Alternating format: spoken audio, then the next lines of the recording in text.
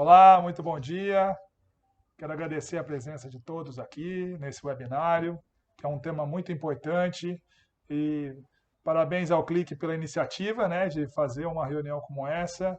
Quero muito agradecer. Nós estamos aqui com a advogada Verônica Filipine Neves, especialista em direito do trabalho, sócia do escritório NVNS Advogados de São José do Rio Preto, que vem dando um suporte jurídico muito importante para o desenvolvimento de todo o trabalho do Clique.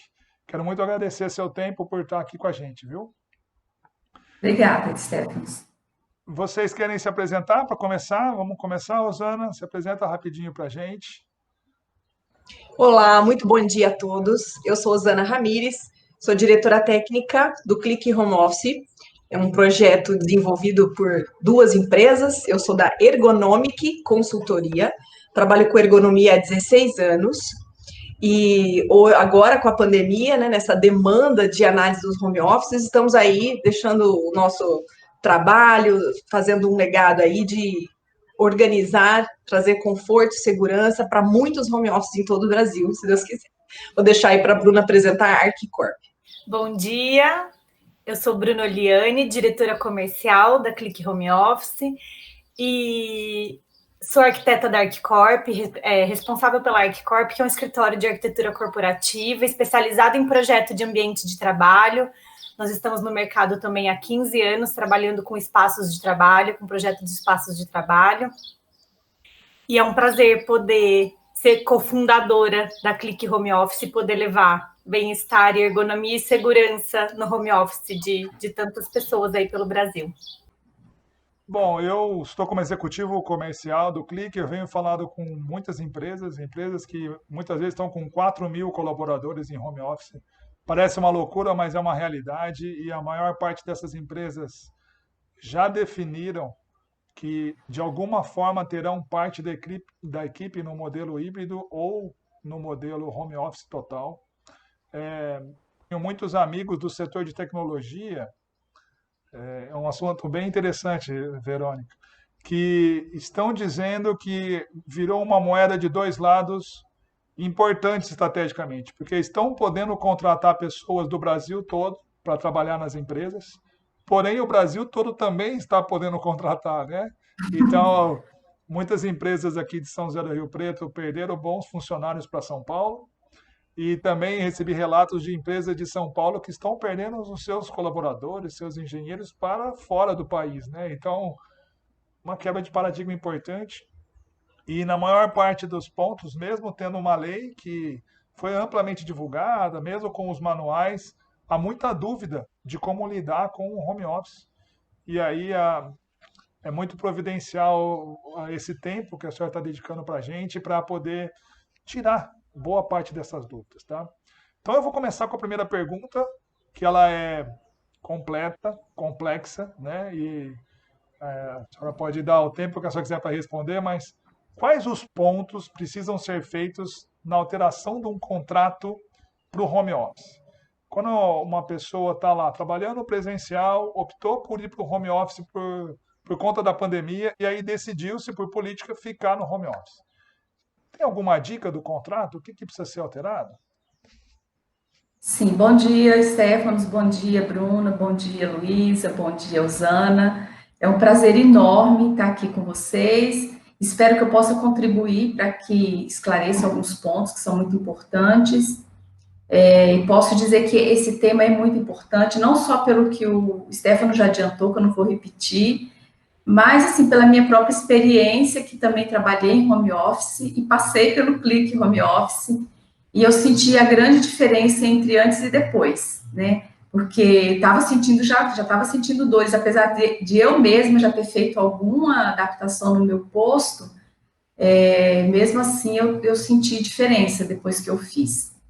E é bem importante porque esse sistema de home office, como você falou, ele começou a ser o teletrabalho, né? Que nós vamos falar de teletrabalho em home office. Começou por causa da pandemia. Tinha muita gente que já estava fazendo, mas estava fazendo assim uma coisa planejada, e a pandemia veio para romper com isso e botar o bloco na rua, como dizem. E aí, no primeiro momento, como era uma situação de emergência, as pessoas foram para casa trabalhar e depois ficaram sem fazer as adaptações que a lei exige. Então, é muito importante que, se não fizeram ainda, façam. E daí, agora, respondendo a sua pergunta, os pontos que precisam ser colocados no aditivo de contrato de trabalho deve constar expressamente que tem a concordância do empregado, porque isso é uma exigência da lei, tem que ter a concordância do empregado, tem que descrever a atividade que vai ser exercida por ele, tem que ter um termo de responsabilidade por eventuais equipamentos que o empregador forneça para ele, então, um comodato. Esses equipamentos, eles não vão ser considerados como parte do salário da pessoa, então também, de todo modo, embora a lei não exija, é bom que coloque no contrato, nesse aditivo. E também precisa estabelecer, ainda que a empresa não vá arcar com os custos, precisa esclarecer nesse aditivo, ou no contrato, se a pessoa já estiver começando a trabalhar diretamente em home office, como vai ser o reembolso das despesas que, eventualmente, o empregado tenha em decorrência desse trabalho. Então, se ele vai ter que contratar um pacote de internet, se ele vai aumentar a eletricidade da casa dele, vai precisar de uma colaboração, isso precisa constar no contrato de trabalho. E também o termo de ciência, isso agora vai dizer respeito ao tema de hoje que a gente está conversando aqui, de ciência e treinamento e responsabilidade pelo cumprimento das orientações sobre saúde e segurança do trabalho, dentre elas a ergonomia, que é o que vai ser objeto do Clique Home Office. Posso fazer um aditivo a essa pergunta, rápido? Claro, fique à vontade. Nesse comodato, que seriam os materiais fornecidos pelo empregador, ele vai existir no contrato de forma que, ao final de um contrato, ele precisa devolver para a empresa, então? Então, é o que ficou. Se é comodato, é isso. A hora que terminou, ele devolve. O comodato é justamente isso. É que ele vai ficar ali em garantia, né, assim, da saúde do trabalhador, mas quando as condições de trabalho se alterarem, ele vai devolver esses equipamentos. A senhora comentou sobre a ajuda de custo. É uma obrigação a ajuda de custo ou é algo negociável? É negociado. A lei não fala que é obrigação, a lei não fala que é obrigação do empregador, mas é importante que se veja esses custos e se compartilhe, que seja uma coisa negociada com o empregado, porque os tribunais, eles têm entendido, não, e é da lei também, então não é uma interpretação livre, que os custos da atividade são do empregador, então você não pode transferir para o empregado o custo da atividade. Então, se teve um aumento significativo do custo por ele estar trabalhando em casa, é importante que se negocie isso. Embora ele também tenha, o empregado também tenha ganhos por trabalhar em casa, né? Ele não vai gastar com gasolina, se ele usa o transporte próprio, tem vários ganhos também. Por isso que isso tem que ser negociado e tem que constar no contrato de trabalho. Perfeito. E a empresa pode migrar o trabalhador para o teletrabalho ou de volta para o regime? Ela vai fazendo isso conforme quer ou tem alguma responsabilidade? Como é que funciona a decisão da empresa de mudar o regime? Bom, para sair do trabalho presencial e ir para o teletrabalho, tem que ser negociado. O empregado tem que concordar, entendeu? Então, essa é a primeira condição. Então, se ele quer fazer, ele tem que conversar com o empregado, porque às vezes o empregado não tem condições de trabalhar em casa, né? Então, precisa ser negociado. Agora, o retorno do trabalho em home office para o presencial, aí esse é decisão do empregador. O empregador comunica com 15 dias de antecedência e aí o empregado precisa voltar. Perfeito. Mas Do outro lado, não é a mesma coisa. Se o empregado resolver que ele não quer voltar, que ele quer voltar, ele tem que negociar e o empregador tem que concordar. Ele não pode dizer eu estou voltando e o empregador ser obrigado a aceitar.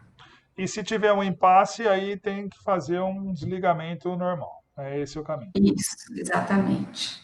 E como é que fica a jornada de trabalho no home office? Essa é uma pergunta que todo mundo tem dúvida, né? Porque o computador está lá aberto, às vezes você vai lá e trabalha, e às vezes você levanta para fazer alguma coisa para o seu filho. Como é que funciona isso? Ó, a regra do trabalho em home office, que foi introduzida com a reforma de 2017, é que quem trabalha em. Assim, gente, eu acho que precisa fazer um esclarecimento inicial. Primeira coisa, nem todo trabalho em home office é teletrabalho, entenderam? Então, o teletrabalho é quando a pessoa trabalha com equipamentos de informática, com equipamentos de informação e comunicação. Então, uma pessoa pode trabalhar em home office e não ser um teletrabalho. Vocês conseguem entender essa diferença? Por exemplo, eu posso trabalhar em casa costurando, é home office, mas não é teletrabalho. Então, a lei diz que quem faz teletrabalho não tem controle de jornada e está excluído das horas extras. Só que, do mesmo modo que a pessoa que trabalha externamente, ou em home office, ou de outro modo, por exemplo, uma pessoa que não trabalha presencialmente, um motorista, ele também estaria fora do regime de horas extras. Só que se tiver algum modo de fazer controle disso, a empresa precisa fazer, e se ultrapassou as horas de trabalho dele, aí entra em horas extras. Então, assim, fazendo um resumo bem resumido, em princípio, não tem horas extras, mas se tiver uma forma de fazer controle disso, e muitas empresas já fazem, login, logoff, fica ali registrado, aí, nesse caso, se tiver controle, aí tem horas extras. Posso agregar rapidamente a essa informação também? Sim. Em ergonomia, os estudos científicos mais recentes, inclusive agora no último congresso da Bergo, tem se usado o termo homework. Por quê? Porque eles abordaram da seguinte forma, que o home office, a pessoa é autônoma. E o homework é quando você trabalha para uma empresa e está em casa em teletrabalho. Diferente dos trabalhos externos, que são trabalhos onde a pessoa se desloca, utiliza assim, os meios eletrônicos, mas ele já tem um trabalho externo, como, por exemplo, de vendas, né, consultivas. Sim.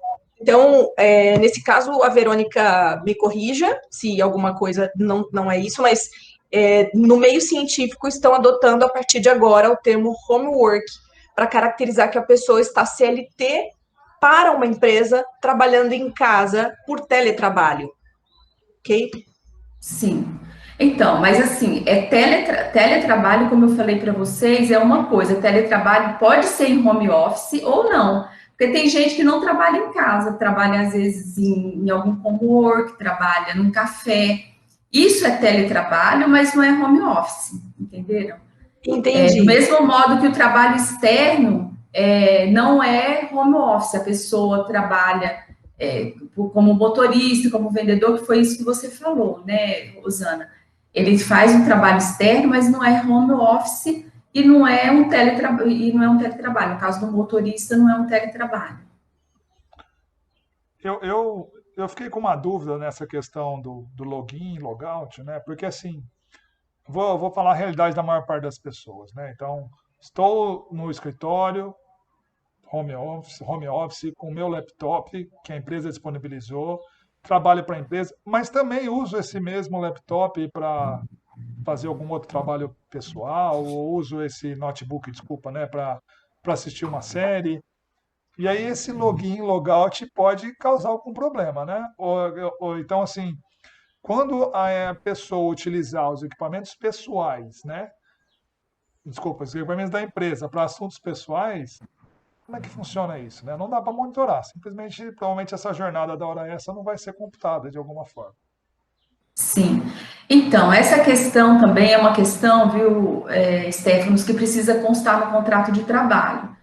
Porque isso aí pode causar um problema de segurança das informações que a empresa disponibiliza. Então, assim, se tiver esse risco, a empresa precisa constar no contrato de trabalho que ele não pode usar para fins pessoais. E se ele for usar para fins pessoais, também tem que ter uma política de acesso, às vezes, a conteúdos que não são permitidos, porque você vai estar usando o IP da sua empresa para, de repente, acessar coisas que são ilegais, conteúdos ilegais. Então, isso precisa constar no contrato de trabalho. Agora, o exemplo que você deu não tem nada de ilegal. A pessoa pode assistir um filme, pode navegar pela internet, acessando conteúdos legais, e aí, nesse caso, o que a empresa pode fazer vai ser, se ela não estiver controlando efetivamente o trabalho dele, se ela não tiver um dispositivo que esteja controlando o tempo de trabalho dele entre acessos pessoais e acessos para o trabalho, nesse caso não vai ser, aí vai estar naquela exceção do controle de jornada, aí não vai ser hora extra, entendeu? Então, as horas extras só serão devidas se tiver efetivamente como controlar e a empresa controlar o horário de trabalho do seu empregado. Perfeito. E ainda nessa questão administrativa, vamos dizer assim, né? Vale transporte, vale refeição, como é que fica isso? A empresa pode simplesmente optar por tirar, já que a pessoa não está mais se deslocando ou está se alimentando em casa? Excelente pergunta. Essa é uma pergunta também que me fazem com bastante frequência. No caso do Vale Transporte, não faz sentido, porque o Vale Transporte é uma indenização, digamos assim, é um reembolso das despesas que o empregado tem para ir para o trabalho e voltar do trabalho. Então, não faz sentido. Agora, em relação à alimentação, é muito importante que se veja se tem alguma disposição na convenção coletiva. Porque a convenção coletiva, as convenções coletivas, na maioria as que eu conheço, elas falam por dia de efetivo trabalho.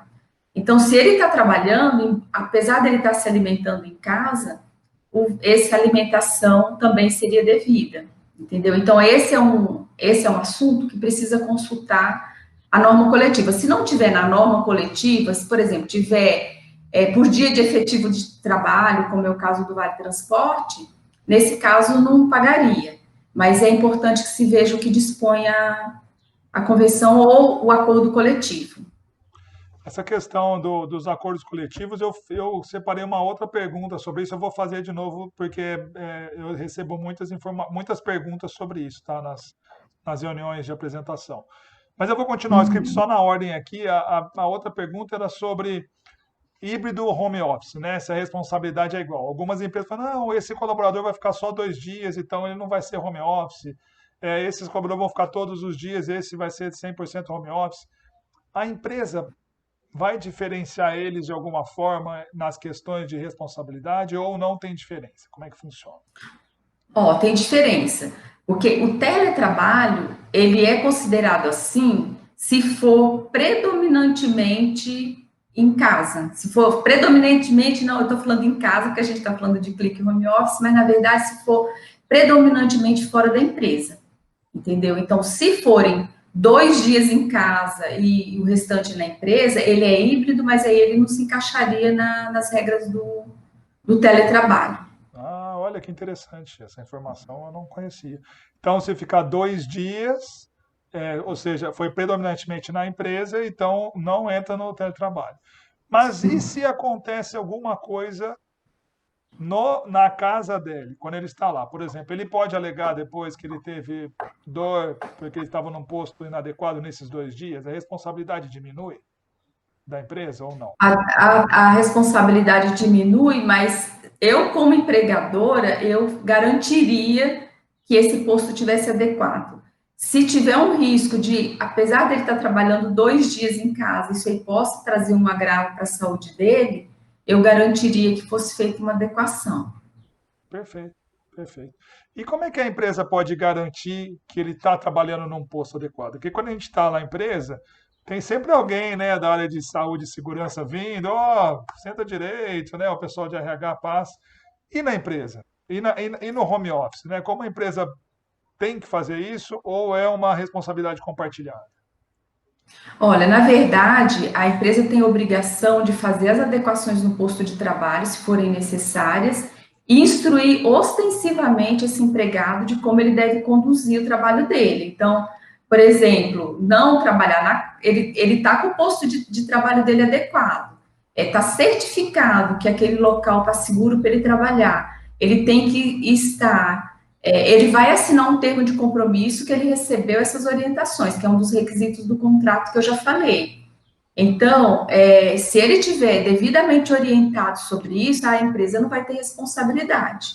Mas é importante que, como quando é presencialmente, haja uma educação continuada para isso, entendeu? Para que a pessoa esteja sempre se lembrando que aquele local de trabalho é uma extensão da empresa e que ele precisa cuidar para a saúde dele e da importância disso. Então, igual nós temos os treinamentos periódicos, né, sobre vários assuntos na empresa, esse assunto vai ter que entrar na pauta de Vai ter que entrar na pauta. Com frequência, ostensivamente, tem que ser comunicado, além de garantir que esteja adequado. Você comentou sobre a empresa responsável sobre disponibilizar o posto adequado, né? Ela é responsável em pagar o posto adequado? A responsabilidade dela é, por exemplo, assim, eu lidei com uma empresa que quem está em home office são altos executivos, seniors, que tem uma remuneração muito alta e já têm o home office na casa, já estão adequados, ou porque eles quiseram deixar na decoração que gostam, né? Já fizeram isso e ainda assim a empresa é responsável em fornecer ou não? Como é que funciona isso? Então, na verdade, não tem uma obrigação escrita na lei, entendeu? Então, por exemplo, se a pessoa já tem a próprio posto de trabalho, a empresa não tem obrigação de reembolsar. Agora, o que a gente estava falando lá atrás, quando você fez a primeira pergunta, é quando a pessoa não tem e ela precisa fazer adequação disso, porque os custos da atividade são do empregador. Então, se ele está tendo o benefício dessa pessoa estar trabalhando em casa e ele precisa adotar da segurança do trabalho, então ele precisaria contribuir com isso. E aí a gente pode pensar em várias coisas, por isso que precisa estar constando no contrato de trabalho. Porque, de repente, a pessoa quer ficar com esse material para ela, depois que ela voltar a fazer presencialmente, ela quer ficar com esse material para ela, eles podem compartilhar o custo. Aí a pessoa quer ficar, já compor a decoração dela, ela fala, não, isso aí eu quero compor a minha decoração, eu vou comprar. Pode compartilhar, ou a empresa pode dar totalmente, a hora que terminar isso, ela traz de volta para o estabelecimento dela. E como é um instrumento de trabalho, vai entrar no comodato, a empresa, a pessoa também vai ter obrigação de cuidar e devolver em boas condições, né? Exceto aqueles desgastes que são normais do uso, mas tem que devolver em boas condições também. Então a lei não especifica quem vai pagar. É uma negociação e a empresa tem que, se vai gerar custo para o colaborador, tem que analisar se é um custo que ele gostaria de ter pessoalmente ou se é só da empresa. Exatamente. A lei só fala, Stefanos, que tem que constar no contrato de como que vai ser esse custo, mas não diz que a empresa é obrigada. Por isso que a gente faz essas modulações aí para saber que pode variar de um caso para o outro. Eu tenho uma outra pergunta sobre essa questão ainda, assim, a empresa pode ter medidas diferentes para cada colaborador? Por exemplo, um colaborador que ela sabe que não tem condição, ela ajuda, e o que ela sabe que tem condição, ela não ajuda. Ela pode ter medidas Então, diferentes? ela pode, Stefanos, dentro dessa ótica da negociação, se o empregado fala, não, eu tenho o meu e eu não quero, ela pode fazer diferenciação sim. Agora, o que ela não pode é falar assim, esse tem menos condições, esse eu vou dar e para esse eu não vou dar, sendo que, no fundo, os dois vão precisar do mesmo mobiliário. Então, nesse caso, ele não pode tratar com diferenciação os dois que forem iguais, mas se um quer fazer diferente, quer ter a sua própria decoração, quer ter a sua própria mobília, não vejo dificuldade nisso. Mas tem que constar do contrato para depois esse empregado não dizer que foi tratado com diferença e que teve um custo que não era dele, era da empresa. Então, isso tem que estar bem registrado. Eu tive um caso de uma empresa que, na política, eles diminuíram o escritório dele, né? Então, eles tinham 3 andares, ficaram só com um andar, que passou a ser um escritório compartilhado, né, vamos dizer assim, com estações livres. E aí eles disponibilizaram o mobiliário dos outros 2 pavimentos, principalmente para os cargos que tinham uma remuneração menor, né? E Perfeito. fizeram isso para ajudar e, teoricamente, na empresa todo mundo entendeu. Então, isso não tem problema ele fazer dessa forma, porque ele escolheu Não, alguns para entregar. Mas tem uma outra empresa dizendo que iria dar ajuda de custo só para quem precisasse. Então, ela iria dar uma ajuda de custo para uma parte do time. Isso ela não pode fazer. Então, se ela decidiu dar uma ajuda de custo financeira, tem que dar para todo o time que está home office. então, foi o que eu falei para você. Isso é negociado com cada um dos trabalhadores, já que não consta. Só que isso aí pode ser interpretado no futuro, se ele não fez isso, pode ser interpretado no futuro que ele transferiu o custo da atividade dele para o empregado. Então, por exemplo, a pessoa vai para a casa dela, ela já tem um pacote de internet que atende tanto a situação particular dela como da empresa. Então, não tem por que a empresa reembolsar esse pacote. Mas se ela está trabalhando em casa, se ela está em casa, ela precisa de um pacote muito pequeno de dados e ela precisa ampliar, é isso que ampliou, eu entendo e eu acho que os tribunais vão entender que foi um custo que a empresa transferiu para ele. A não ser que ele diga, não, para mim é bom porque eu vou usar mais o televisão, o stream, isso vai me beneficiar também, mas é importante, nesses casos, é importante que estude caso a caso para ver se realmente no futuro essa pessoa não vai reclamar pelo custo adicional que ela teve na atividade dela. Perfeito. Eu tenho uma empresa que já entregou todos os andares dela. Ela ainda não decidiu para onde ela vai, mas ela não terá mais o espaço físico, né? Então, ela realmente não terá mais o presencial, será 100% híbrido. Talvez tenha só um escritório para documentação, alguma questão administrativa. E aí fica claro que ela está economizando e alguém está tendo esse custo. Então, se ela não der essa ajuda, provavelmente amanhã vão poder dizer que ela transferiu, né, despesa para o colaborador. Então, ela tem que tomar cuidado com Sim, isso. é importante. E também, viu, tem um outro aspecto disso aí, é que você está me perguntando mais quando a empresa quer economizar no custo, mas também tem um outro lado que às vezes a empresa vai transferir uma ajuda de custo num valor maior do que é o necessário, e isso aí depois pode ser tributado, pode sofrer uma tributação.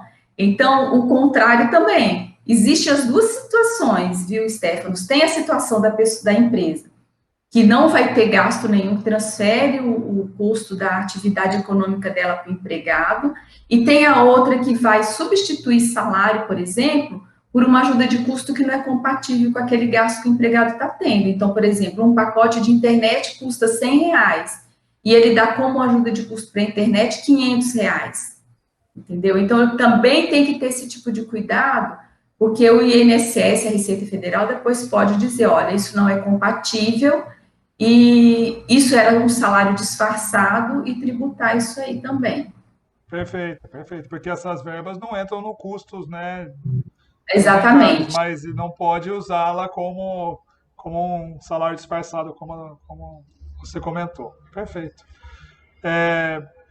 Bom, além da parte de mobiliário, né, que todo mundo acha que é o mais crítico, né, que é lá a cadeira, a mesa, os acessórios, também me perguntam sobre questões de conforto, né, por exemplo, ar-condicionado, umidificador, né. Na empresa a gente tem um ambiente refrigerado, na temperatura ideal, tem sempre alguém medindo e tudo mais. A empresa tem que olhar tudo isso. Ar-condicionado, se está num ambiente muito quente, iluminação, como é que funciona isso? Então, na verdade, eu repito, isso não está na lei, mas a lei fala de dar infraestrutura necessária e adequada à prestação do trabalho remoto.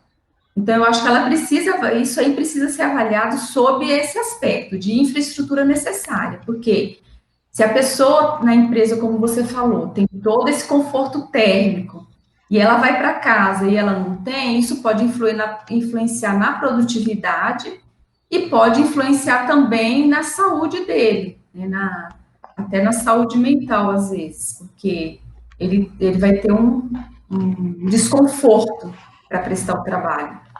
Então, não tem a obrigação, mas eu acho que é um item que o empresário deveria considerar né, na pior das hipóteses, pela produtividade que pode ser diminuída. Então, de qualquer forma, Posso complementar essa resposta? por favor. Sim, fique à vontade. É porque quando a gente fala em conforto, entra no âmbito da ergonomia.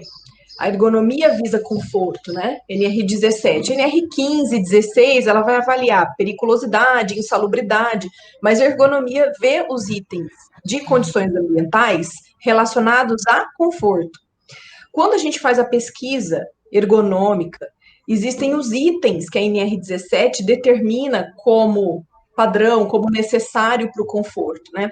A medição de condições ambientais é uma.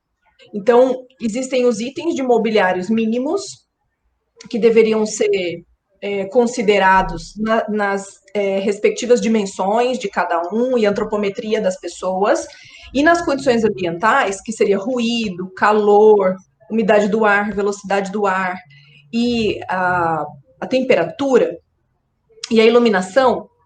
Então, essa parte, a gente tem alguns parâmetros mínimos para avaliar. Em teleconsultoria é possível fazer uma análise preliminar, né, analisando esse posto por videoconferência, vídeo reunião, e mais a identificação de como essa iluminação, por exemplo, é distribuída. E se a pessoa não tem um ar-condicionado e está num ambiente do Brasil que é muito quente a maior parte do ano, minimamente a gente sugere o uso do ventilador, porque ele vai proporcionar o mínimo do conforto, não necessariamente um ar-condicionado, né? Vai depender de todas as condições. A própria pessoa pode se interessar em investir em um ar-condicionado, mas a empresa, se preocupada com isso, pode auxiliar com o ventilador, que é um item de baixo custo e que traria conforto. Agora, em outras regiões do país, onde sempre é frio, a prática, né, do que acontece na maior parte dos meses é frio, talvez não haja essa necessidade. Então, vai depender de caso a caso mesmo. Certo. Perfeito, obrigada. Complementou bem. De qualquer forma, a gente está entendendo que é um assunto que as duas partes querem, né? Então, a lei permite uma negociação, né? Então, o Sim. trabalhador gostou de ficar no home office, a empresa gostou de ter o trabalhador no home office, então, estou entendendo que é possível fazer uma negociação. Mas, se o trabalhador não quiser adequar o posto, a empresa pode exigir que ele volte. Vamos dizer assim, ó, eu Sim. quero ficar no home office, mas eu não quero colocar ar-condicionado, a empresa não vai colocar, eu não quero trocar de mesa, e sei lá, eu crio alguns entraves, né, para adequação. Aí a empresa fala, bom, você tem tantos dias para me mostrar que está adequado, ou então você volte? Seria mais ou menos isso? Então, primeira coisa, a lei fala que para fazer essa transição do presencial para o teletrabalho, tem que ter a concordância do empregado. Então, a primeira coisa é essa. Se ele não quer adaptar o posto, já dá a impressão que ele não está querendo trabalhar em casa, não está querendo fazer teletrabalho. Então, aí a questão seria mesmo ele retornar.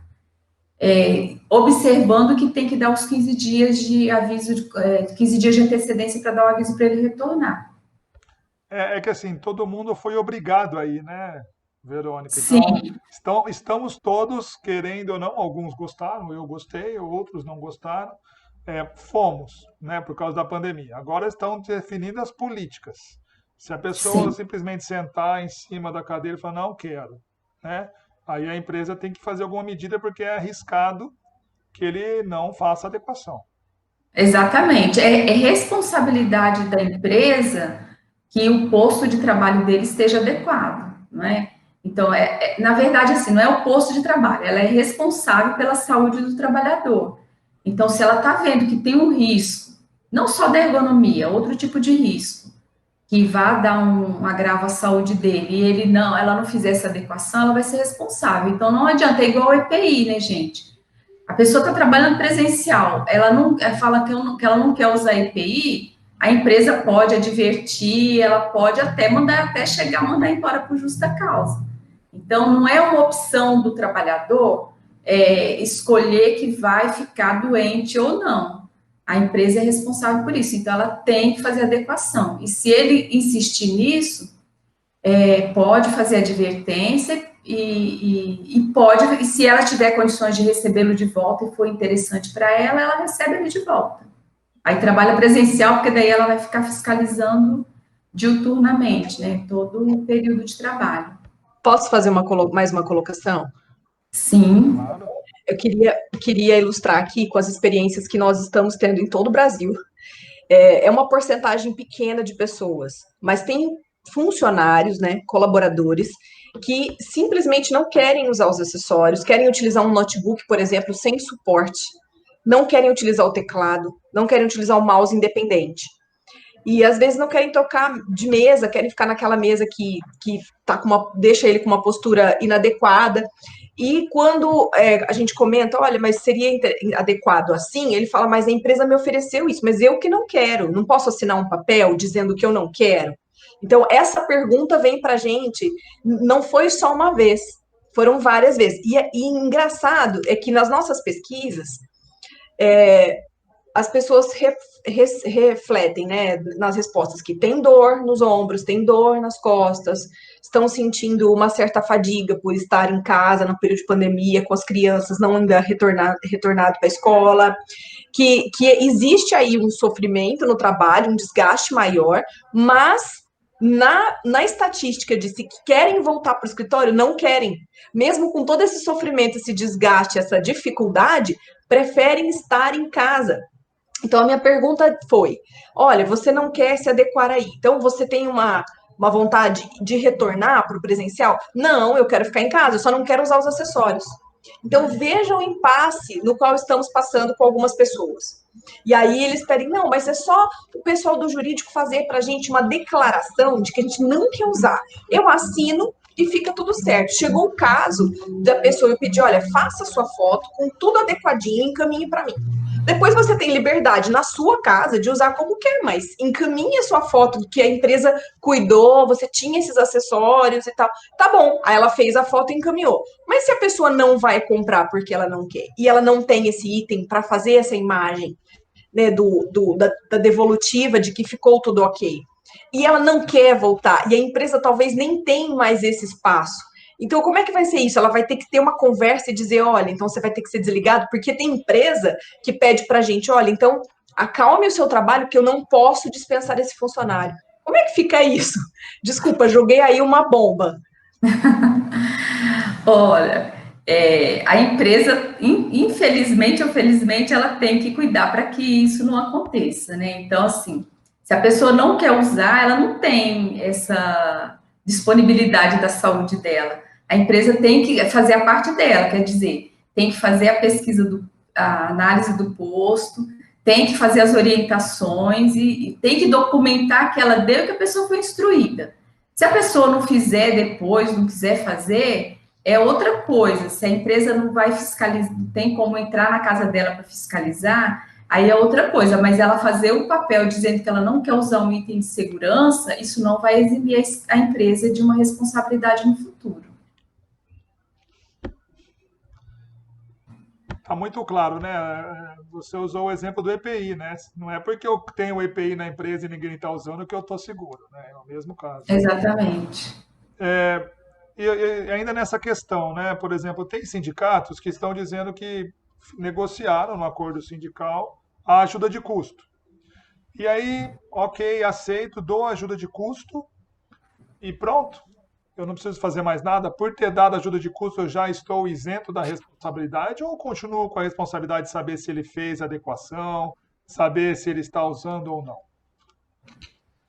Olha, você tem que ver o acordo ou a convenção coletiva. Se for um acordo coletivo que é negociado diretamente da empresa com o sindicato, a empresa já vai ter oportunidade de colocar todas as peculiaridades dela na pauta de negociação. Se for uma convenção coletiva que é feita entre sindicatos e não vê assim cada caso especificamente, Normalmente, o que eles colocam lá de ajuda de custo é pelos custos mesmo, assim, de energia elétrica, de pacote de internet e tudo mais. Não é uma coisa que cobre a adaptação do posto de trabalho. Eu, pelo menos, não vi até agora nenhum caso que faça referência à adaptação de posto de trabalho. Até porque a adaptação do posto de trabalho você faz uma vez e depois você vai dar manutenção, não é uma coisa que mensalmente vai sair do custo da pessoa que está fazendo. Então, normalmente, o que tem nas convenções coletivas de ajuda de custo é do custo mesmo a mais, é de energia elétrica que a pessoa tem em casa vai gastar mais, é de pacote de dados, entendeu? Então, precisa ler essa convenção coletiva. Mas, enfim, se na convenção coletiva tiver dizendo que vai dar uma ajuda de custo, que é para adaptação do posto de trabalho, então a empresa não precisaria se preocupar em comprar uma cadeira, comprar uma mesa, mas ela precisa orientar de qualquer forma, e essa análise de posto e de adaptação precisa ser feita, porque não é porque ele deu dinheiro para a pessoa comprar a cadeira que ele se eximiu da responsabilidade. Ele precisa ver se foi cumprida a finalidade da norma, que é que o trabalhador trabalhe com segurança e conforto. Nós temos um cliente do segmento bancário, né? E o acordo sindical do banco prevê uma ajuda de custo, eu não lembro se é de 900 ou de 1.100 reais para a aquisição. Mas, como a doutora disse, não está isentando a responsabilidade de saber se foi feito. Porque às vezes eu posso pegar o dinheiro e viajar. E aí eu continuo com a responsabilidade de saber se o posto está adequado. Exatamente. Perfeito. Porque não é, isso aí é para mobília. Mas às vezes a pessoa também pode até gastar com mobília e não ser uma mobília adequada, não é isso? Eu tive essa experiência. Eu comprei uma vez uma cadeira maravilhosa, mas eu ficava pendurada na cadeira, entendeu? Então, assim, ela poderia custar até mais do que a empresa me deu de dinheiro para comprar uma cadeira. E eu comprei uma cadeira muito mais barata depois e é possível trabalhar com conforto. Então, assim, você dá o dinheiro para a pessoa comprar, não exime a responsabilidade de você verificar se o posto dela está adequado, se ela está trabalhando com observância da norma de ANR17, que fala de ergonomia no trabalho. Perfeito, perfeito. Nessa questão do sindicato. Deixa eu só fazer um complemento. Claro. Do sindicato mesmo, posso? Claro. Olha só, alguns acordos coletivos eu vi que vêm determinando tudo, eles deixam tudo determinadinho. Ah, quando for isso é isso, quando for isso é isso. Inclusive, as instruções de saúde e segurança também estão determinadas nesse acordo. E lá eu vi uma meia folha determinando as orientações de ergonomia. E são orientações, assim, superficiais, básicas, bem a grosso modo, e que não atingem a individualidade de cada um. Não vão lá dizer como é que você tem que estar sentado, mas não vão especificar alguns detalhes que podem mudar completamente o conforto e a vida do trabalhador naquele momento. E aí, eu escutei uma dessas empresas dizer para mim, como nós já temos essas orientações de ergonomia no acordo coletivo, a gente está tranquilo em relação a isso. Nós não precisamos fazer nenhum outro tipo de instrução, e nem de consultoria, e nem de verificação desse posto, porque está tudo garantido neste acordo. Então, nós estamos tranquilos. Essas empresas realmente podem ficar tranquilas, ou se uma delas fala, não, mas eu achei que pelo ergonomista que nós temos contratado aqui, está pouco direcionado essas informações. Queremos fazer um trabalho mais aprofundado. Eles podem também.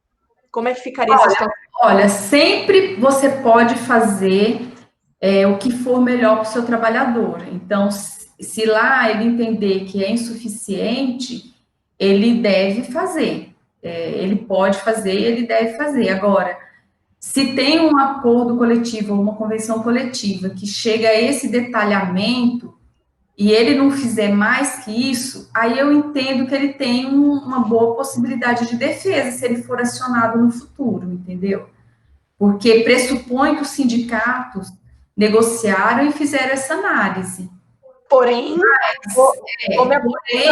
porém ele vai ficar com essa questão aí de no futuro ser discutido judicialmente que ele não tomou as medidas necessárias para aí que eu ia chegar. integralmente para a saúde do trabalhador. Eu conheço muitos ergonomistas peritos, fisioterapeutas peritos, e eles podem, por exemplo, no futuro, numa discussão judicial, conseguir comprovar que a informação era superficial e que para aquela pessoa foi seria fundamental ter agido de uma forma diferente e por conta disso causou o dano. Então, seria facilmente esclarecido, né? Eu, como fisioterapeuta ergonomista, posso afirmar, seria facilmente esclarecido que numa situação pontual, ali específica, individual, ali não tinha a informação que ele precisava para resolver o problema que desencadeou ou foi contribuinte, foi uma concausa para uma dor, para uma lesão. Então, é aí que eu queria chegar. Então, muito embora tenha-se um álibi, né, uma argumentação, uma documentação forte com o sindicato, pode não ser suficiente e lá na frente ser discutido novamente judicialmente. Pode, mas eu digo assim que nesse caso a empresa vai ter como você falou, mas um bom argumento de defesa. De qualquer forma, a empresa cumpriu a parte dela de orientar, né, de dar as instruções. E aí, gente, eu acho que isso é uma questão de gestão de RH. Se a empresa estiver mesmo preocupada com a saúde do trabalhador, não só fazer uma coisa pro forma, ela vai fazer isso com certeza. Ela vai procurar saber como é que estão os empregados e da parte dos empregados também. Se eles estão numa situação de desconforto e eles também não comunicam à empresa, eles também são corresponsáveis por isso, porque eles estão na casa deles. Então, eu acho que eles também têm essa obrigação de falar, olha, tudo bem, eu estou tendo desconforto com isso, com aquilo outro, e a empresa dotar dos meios necessários para sanar aquele problema. Porque você pode fazer também uma análise de um posto agora, né, Osana, e depois a pessoa na dinâmica familiar dela, ela mudar. E aí, então, para você seguindo esse seu raciocínio, a empresa teria que estar lá todo dia vendo como é que fez isso. Então, assim, tem que fazer a adaptação do posto, tem que dar as instruções, e o empregado também tem a obrigação, é como o EPI, agora voltando na história do EPI, o EPI desgastou, ele não tem que ir lá e fazer uma substituição, não é porque fez uma adaptação hoje que isso vai valer para a vida inteira, não é porque consta na convenção coletiva que essa situação vai ficar a vida inteira, até porque a convenção coletiva ela só vale por um ou 2 anos no máximo, entendeu? Então, se consta na convenção coletiva, mas não está adequado, eu acho que o empregado também tem a obrigação de levar isso para o empregador para que faça essa adaptação. É uma corresponsabilidade aí. Verônica, tem uma outra pergunta ainda sobre o sindicato, né? Um acordo coletivo de classes tem que ser respeitado, mesmo se ele não tiver a ver comigo. Por exemplo, eu só tenho funcionários sêniores que já têm todos os postos home office, estavam acostumados com home office porque eram consultores externos e tudo mais, já tinham feito investimento, mas o acordo disse que tem que dar uma ajuda de custo para o mobiliário, eu tenho que dar. Eu não posso não cumprir um acordo de classes. Primeira coisa, o sindicato, a vinculação ao sindicato é obrigatória, ainda que você não seja sindicalizado. Pelo nosso ordenamento jurídico, se você pertence a uma categoria econômica, você pertence a um sindicato obrigatoriamente, e os seus trabalhadores pertencem ao sindicato profissional. Então, tem 2 tipos de norma coletiva diretamente com o sindicato, porque tem outro tipo de norma que é imposta pelo Poder Judiciário. Mas no caso de uma convenção coletiva, que deve ser essa que você está falando, que foi feita entre 2 sindicatos, o patronal e o profissional, para você alterar isso, você vai ter que procurar o sindicato profissional, explicar que a sua empresa tem uma situação diferenciada e negociar com ele que você não vai cumprir essa norma. Porque se você não fizer isso, no futuro, seu empregado pode reclamar essa parcela que você não pagou. Entendi. Entendeu? Uma outra pergunta que nos fazem, que tem muita dúvida, são as questões de saúde e segurança, principalmente de segurança. A pessoa estando em home office, e acontece um acidente. Uma coisa corriqueira, por exemplo, eu tropeço no Hot Wheels do meu filho. É um acidente de trabalho? A empresa é corresponsável? Vai ter que abrir uma CAT disso? Como é que funciona? Olha, você precisa primeiro ver se esse acidente que aconteceu, ele decorreu da atividade dele, entendeu? A empresa, isso não tem a ver com o teletrabalho, ela tem que dar orientações de risco em geral, não só de ergonomia.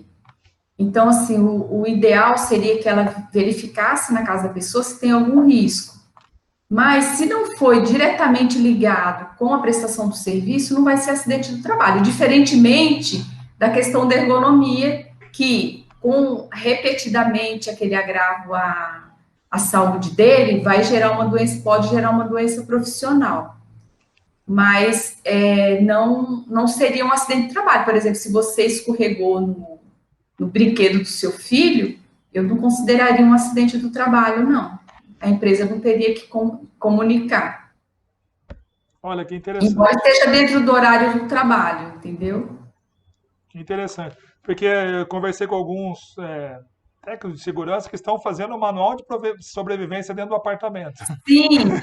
Tipo Não, assim, então, ó, cuidado com a escada, põe uma fita para você não escorregar se a escada for muito lisa, cuidado com o fio do laptop. Sabe assim, estão fazendo um manual de sobrevivência. Falando, nossa. mas então, é isso que eu falei no começo, Stefanos. A empresa, ela tem a obrigação de falar dos riscos. Então, esse manual que eles estão fazendo, eu acho que é super bem-vindo, entendeu? Eu acho que tem que ter um manual de sobrevivência, como você falou, mas de riscos que podem acontecer no dia a dia que você trabalha em casa, uma escada, e até essa questão dos brinquedos das crianças, né? A organização da casa em geral, para que não aconteça um acidente. Mas, se não decorreu da prestação de serviços, eu acho muito difícil dizer que foi um acidente do trabalho. Posso dar um exemplo? Eu acho que tem que ter esse documento, sim. Eu aconselharia os meus clientes a fazerem um manual de segurança do trabalho no home office. Posso dar um exemplo aqui, só para a gente descontrair um pouquinho? Eu ontem derrubei uma xícara de café em cima da minha mesa. E eu uso notebook. O risco de eu ter detonado meu notebook era enorme. E às vezes o notebook não seria meu, seria da empresa, né? Mas, como eu uso suporte para notebook, a mesa molhou e o notebook ficou intacto. Quer dizer, suporte para notebook tem outras finalidades também. Sim. Tem um outro assunto curioso, que essa, na verdade, é uma pergunta aqui, uma dúvida que eu tenho, né? Atestado. Eu tive que me afastar porque eu quebrei o pé, então eu não posso ir até a empresa, mas agora eu sou home office. E aí, eu posso continuar trabalhando ou eu tenho que me afastar? A empresa pode deixar que eu trabalhe, né? Porque a empresa não deixa o colaborador voltar enquanto eu tenho um atestado. Como lidar com isso?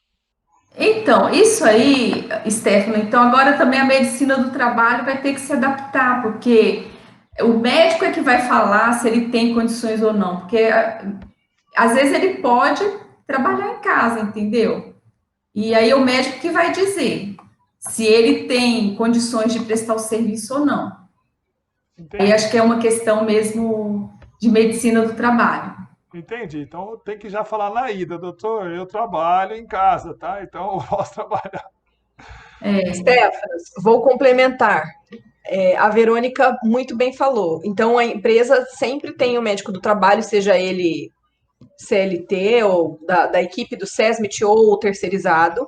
Então, esse atestado vai passar por uma triagem de um médico do trabalho e ele vai dizer, com o pé quebrado, você, neste caso, consegue trabalhar normalmente, ou você, neste caso, não.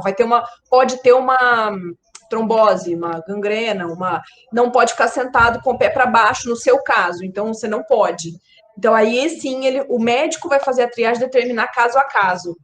Exatamente. Acredito que agora está um pouco mais difícil burlar quando a pessoa pode trabalhar, vai poder, porque está em casa, eu acredito, mas o médico que vai determinar.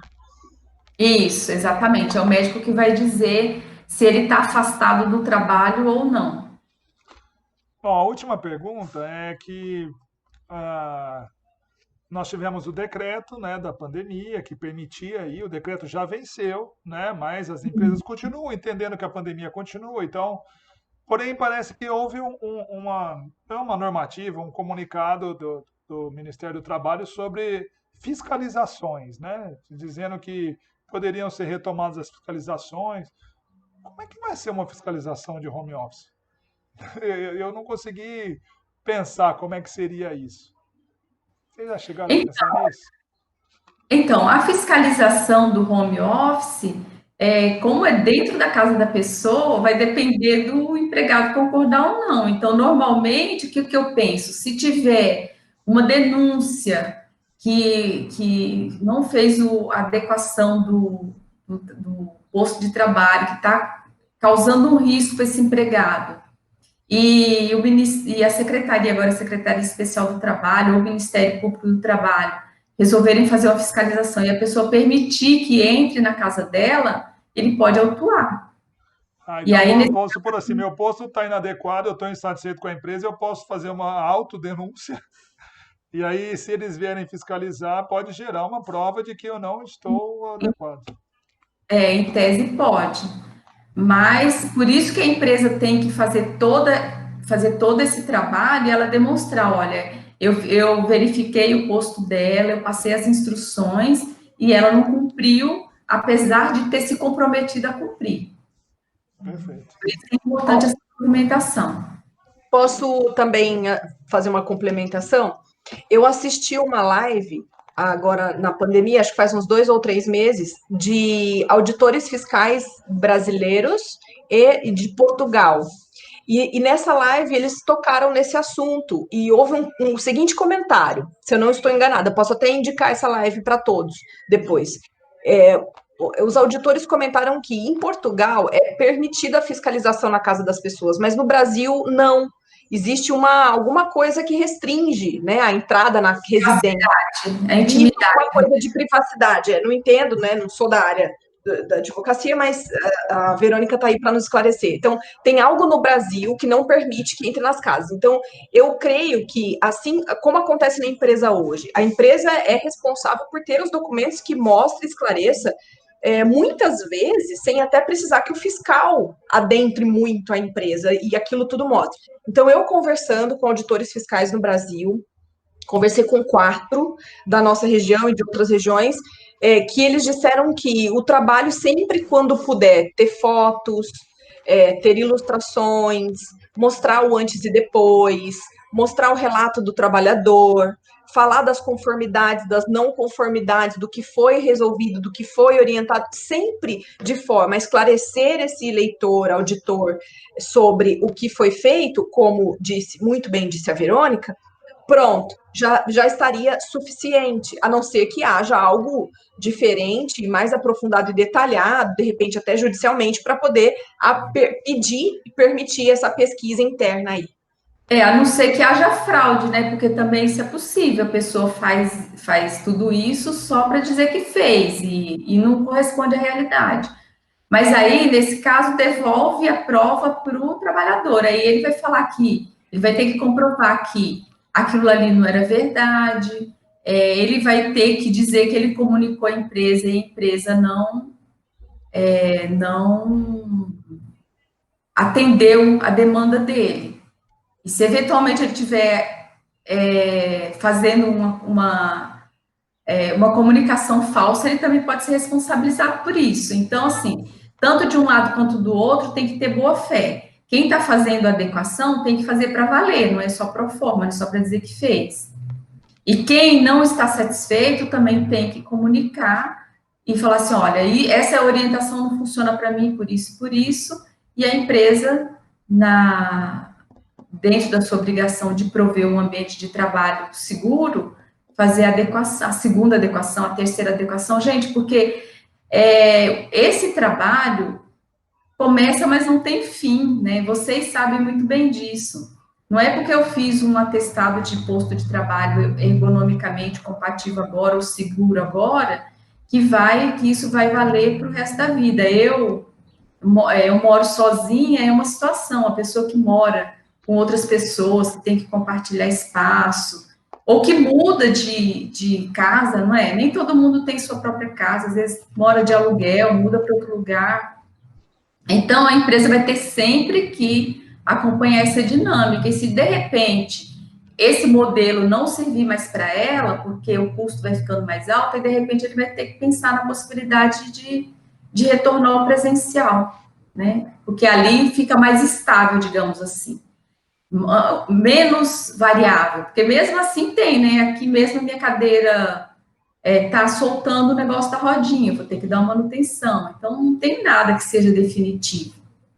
Tem sempre que dar as manutenções necessárias. Então, você fez uma adequação agora, você tem que estar sempre revendo para verificar se continua daquele jeito que estava antes. Não adianta fazer uma verificação hoje, daqui 10 anos falar, eu fiz e estava tudo bem.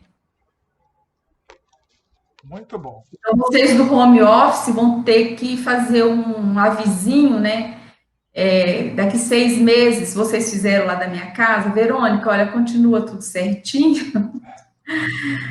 Ou mesmo vocês, quando fazem isso agora, vocês já podem verificar e fazer um aviso para a empresa, olha, ela tem essa situação, está adequada, mas é uma situação que é instável, né? E já fazer esses comunicados para que a empresa possa colocar na agenda dela para refazer esse trabalho daqui a um tempo. Eu adorei a entrevista, viu?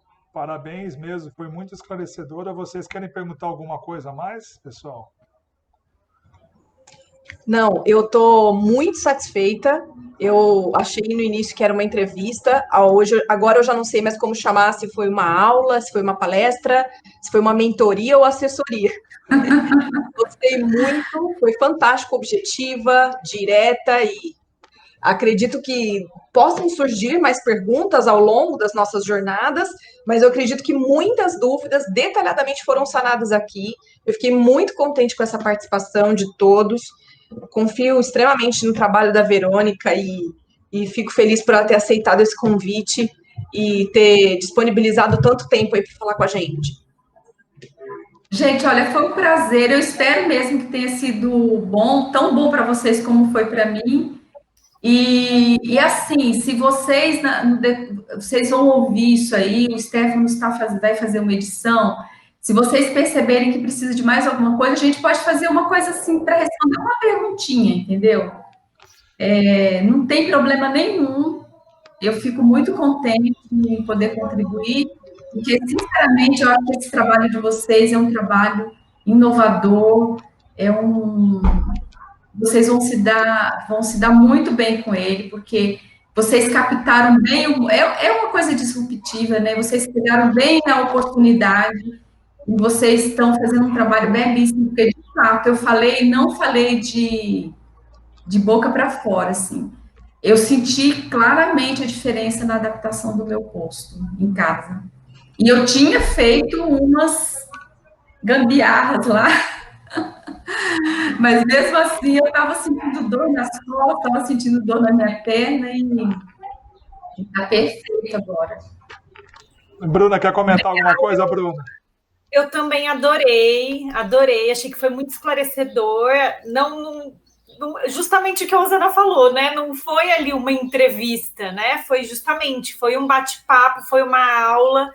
Para mim foi assim completamente esclarecedor. Eu acho que é importante também, conforme nós formos atendendo clientes, né? E passando por essas necessidades, vão surgindo outras dúvidas. Então, eu acho que é bacana a gente também deixar essa oportunidade para os nossos clientes de irem fazendo essas perguntas e que a gente possa, eventualmente, fazer uma nova, com novas perguntas que vão surgir. Mas, para mim, também foi super esclarecedor. E também quero te agradecer. Para a gente é muito gratificante escutar o teu depoimento também com o cliente da Clique. e escutar também depoimentos de outras pessoas que têm passado pela consultoria e de ver realmente, não só pensando nas questões legais, né? Não só pensando no pró-forma, no que é necessário, mas esse cuidado com o colaborador em casa, esse cuidado com a pessoa, né? O quão a pessoa se sente bem dela estar sendo olhada. Então, para encerrar, nós estivemos aqui com a advogada Verônica Filipine Neves, especialista em Direito do Trabalho, sócia do escritório NVNS Sociedade de Advogados. Muito obrigado, foi muito esclarecedor. Parabéns pelo trabalho que vocês estão fazendo. Espero ter vocês de volta aqui com a gente. Tenho certeza que esse vídeo vai ajudar muitas empresas a se adequarem para poder viabilizar o home office. E assim que nós tivermos outras dúvidas, nós vamos pedir ajuda de novo de vocês, viu? Muito obrigado. Eu que agradeço, Stefano, Rosana, Bruna, Luísa. Obrigada a todos vocês pela oportunidade. É sempre um prazer poder esclarecer alguns pontos. Vocês sabem que a gente gosta muito de trabalhar com prevenção de conflitos. E sempre que vocês precisarem, estou à disposição. Muito obrigada pela oportunidade. Obrigado, gente. Tchau, até a próxima. Tchau.